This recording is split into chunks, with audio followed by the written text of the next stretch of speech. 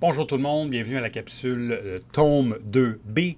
Donc on continue ce qu'on a parlé la dernière fois, mémorisation versus compréhension, mais là on s'intéresse à vous. Est-ce que vous mémorisez ou est-ce que vous comprenez? Donc aujourd'hui le but c'est de passer à travers un peu deux profils. Un étudiant qui aurait tendance à mémoriser beaucoup, un étudiant qui aurait tendance à faire plus la compréhension quand il fait ses exercices. Donc, certains des éléments là, à travers les exercices. Donc, vous allez comprendre vite. Le but ici, s'il vous plaît, faites une écoute active. Posez-vous la question. Est-ce que ça me parle, moi? Est-ce que je suis plus mémorisation? Est-ce que je suis plus compréhension? Vous pouvez prendre des notes sur ça. Donc, l'objectif, un étudiant qui est en mémorisation va avoir tendance à s'asseoir, à faire ses exercices, et son but, c'est de compléter ses exercices. Ça a du sens? Mais le problème avec ça, c'est que j'ai fait mon 2B, j'ai fait mon 3C, j'ai tout fait. Et c'est tout, c'est le seul objectif, c'est de réussir, d'arriver à la solution et on a terminé. Quelqu'un qui est en compréhension, il n'est pas satisfait de ça, il veut comprendre les démarches. J'aime mieux que vous fassiez la moitié des numéros en comprenant les démarches de tous ces numéros-là, que vous fassiez juste faire de la dérille puis juste arriver aux réponses sans trop comprendre qu'est-ce que vous faites. Mais d'arriver à la réponse, c'est pas ça le plus important, c'est de comprendre la solution. L'utilisation des notes de cours dans les exercices. Donc, quelqu'un qui est en mémorisation va souvent regarder ses notes de cours et il va l'utiliser comme des procédures. Il va même dire, ben voici tel numéro, tel autre numéro ressemble, je vais suivre environ les mêmes étapes. Oh, ça arrive à la bonne réponse, good, j'ai compris. Vous n'avez pas compris, vous avez appris à appliquer une procédure qu'on vous avait donnée. C'est pas la même chose. Quelqu'un qui est en compréhension voit les notes pas comme juste des procédures, mais comme des concepts et des liens. Et il va les utiliser souvent pas en conjonction avec le travail. Donc, voulant dire, quelqu'un qui est en mémorisation va avoir les deux un à côté de l'autre et il va un peu utiliser les deux en même temps. C'est correct un petit peu de le faire dans la phase de démarrage, mais il faut vite, dans la phase de progression, là, s'en débarrasser. Donc, en compréhension, quelqu'un va avoir tendance plus à regarder les notes avant de travailler, avant de tomber dans les exercices, mettre les notes de côté et après ça, se concentrer sur les exercices. Donc, c'est correct de réviser ces notes, mais il ne faut pas les utiliser comme juste des procédures. Parlant de procédure, quelqu'un qui est en mémorisation, son but, c'est d'appliquer des étapes, appliquer des procédures. Alors qu'une procédure, ça a quand même une certaine validité là, au niveau de l'apprentissage. Quelqu'un qui est en compréhension, ça peut être bon au début d'avoir une procédure pour être capable de voir, OK, chacune de ces étapes-là, pourquoi ils sont là. Donc, si vous avez des procédures, je vous encourage à les utiliser plutôt pas comme quelque chose à faire, mais plutôt quelque chose à comprendre. Donc, pourquoi l'étape 1 est là? Pourquoi l'étape 2 est là? Pourquoi j'ai 7 étapes? Y en a-tu des fois que je peux sauter? Pourquoi? Numéro 2 et 3, l'étape 2 et 3 peuvent être faites dans le désordre? Est-ce que l'ordre est important? Donc, si vous comprenez tout ça, vous allez bien comprendre la procédure, ce qui veut dire qu'après ça, vous n'aurez plus vraiment besoin de procédure. Vous allez pouvoir élaborer votre propre procédure essentiellement. Utiliser le solutionnaire. Donc, quelqu'un qui est en mémorisation, comme j'ai dit, c'est une cible à atteindre, je l'atteins, j'ai terminé. Quelqu'un qui est en compréhension, il va l'utiliser comme un outil de validation. Il va faire des liens logiques, il va arriver à une réponse, et si c'est la bonne réponse, souvent ça va valider un peu que ces liens logiques devraient être corrects. C'est pas toujours parfait, mais c'est très bien là, comme un outil de validation. Ce qui est problématique dans l'utilisation du solutionnaire, souvent, pour quelqu'un qui est en mémorisation, c'est que plus que même une cible à atteindre, des fois, une fois qu'il va l'avoir vue, il va faire face à... il s'est trompé, donc ici, je parle de faire face à un résultat faux. J'aurais peut-être dû appeler ça autrement. Là. Donc, je me suis trompé, là, une mauvaise réponse. Ils vont des fois même prendre la solution, puis essayer de voir, bon, comment je peux bouger des choses pour arriver à ça. S'inquiète pas vraiment c'est quoi les liens logiques, juste comme c'est quoi je peux faire de différent qui va me permettre d'arriver à la solution. Ça ne vous apprend pas grand-chose. OK? C'est ce qu'on appelle en anglais reverse engineering.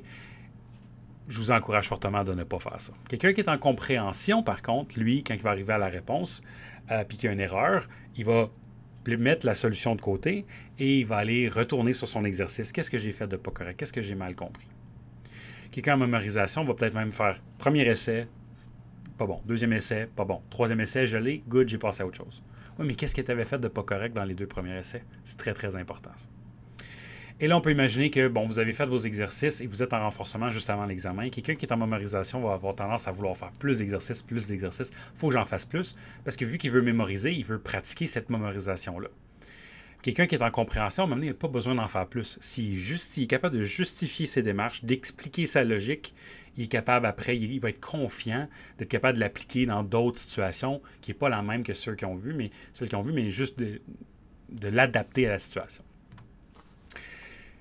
Donc, juste ici, je voulais vous mentionner, quand j'explique quelque chose à un étudiant, puis que je vous demande, OK, qu'est-ce que je viens de t'expliquer?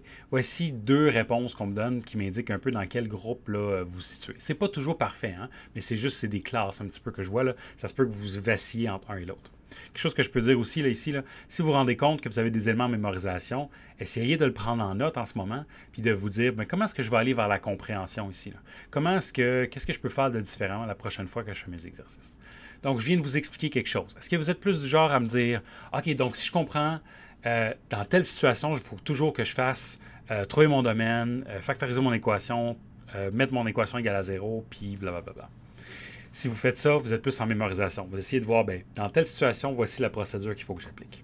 Quelqu'un qui est en compréhension va plus avoir tendance à me dire, donc, quand je fais face à telle situation, il faut que je trouve les zéros de la fonction, il faut que je fasse telle technique, parce que les zéros de la fonction, dans ce contexte-là, correspondent à blablabla.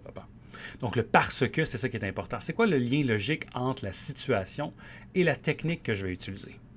Comprendre pourquoi on fait ce qu'on fait. Donc, si vous êtes en mémorisation de concepts, qu'est-ce que vous devriez faire? Vous devriez vous poser la question pourquoi?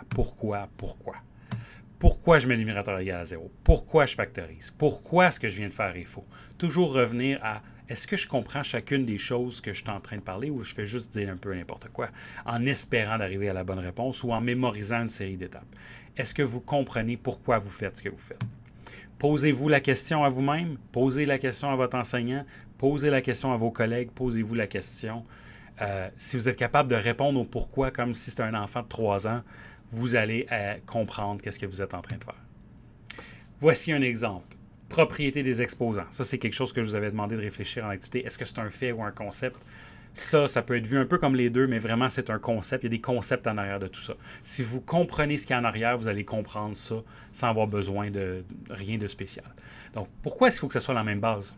Pourquoi est-ce que les exposants s'additionnent puis pas se multiplient? Là, on va prendre un exemple avec des chiffres. C'est souvent plus facile là, de réfléchir. Donc, x carré fois x3 est égal à x5. Pourquoi? Je vous encourage à faire pause. Vous posez la question là, une minute. Là. Si vous êtes capable de le justifier, tant mieux. Sinon, si vous faites juste, ben, moi j'ai tout le temps appris par cœur, ben, c'est ça qu'on parle. Il faut essayer de s'éloigner de la mémorisation. Donc, je vous explique pourquoi c'est ça rapidement.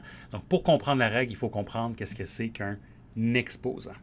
Qu'est-ce que c'est un exposant? Ben, x au carré, puis x à la 3, ça veut simplement dire que x est multiplié 2 fois, x est multiplié 3 fois ensemble. Donc là, ça devient évident de bord la propriété de où elle découle. Elle découle du fait que x carré fois x3, mais x carré est là, le x est là 2 fois pour le premier et elle a 3 fois pour l'autre. Et tout ça, c'est multiplié ensemble. Donc, combien de fois qu'il y a x est là? Il est là 5 fois. C'est pas plus compliqué que ça. C'est ça que c'est en train de dire ici. X est là a fois, x est là b fois. Combien de fois que x est là? A plus b fois. C'est juste ça que ça veut dire. Okay? Et là, toutes les propriétés des exposants reviennent un petit peu là, à ça. Pas toutes, là, mais la plupart. Si vous comprenez ça, il y a beaucoup de choses qui découlent.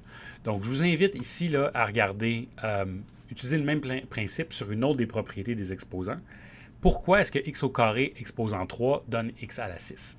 Même principe, si vous comprenez c'est quoi un exposant puis vous l'utilisez, vous allez être capable de l'expliquer ça. Et là, on peut se dire, c'est fastidieux, il ne faut pas que je fasse ça. Faut pas que je fasse ça à chaque fois. À m'amener, à force de le faire quelques fois, vous allez prendre la rapidité et ça va devenir plus rapide la comprendre que de vous dire c'était quoi ça déjà? C'était-tu le fois ou c'était-tu le plus? Ou pour c'était quoi la propriété? Puis là, on mélange des choses. Okay? Puis on va être capable de répondre à des questions comme c'est-tu important si je change l'ordre entre le 2 et le 3? Donc, posez-vous la question. Donc, c'est ça que je voulais vous parler aujourd'hui. Ici, je vous ai mis un tableau récapitulatif, là, ce qu'on a parlé tantôt, puis aussi les forces et les faiblesses du vidéo d'avant. Donc, j'espère que ça vous intéresse. C'est très important de faire la différence et de vous diagnostiquer. Est-ce que je mémorise les concepts? Si vous faites ça, votre temps n'est pas rentabilisé, OK? Donc, il faut passer du temps à comprendre. Je vous garantis, comme on parlait de vidéo, c'est plus adaptable, ça vaut plus la peine à long terme, c'est transférable, la rétention est meilleure, il y a plein de bénéfices à ça. Essayez ça, essayez de prendre des éléments de mémorisation et de vous en aller vers la compréhension le plus possible. On va continuer à travailler ça à travers les outils qu'on va développer, à travers les capsules. Merci beaucoup pour votre attention. N'oubliez pas vos activités et à la prochaine.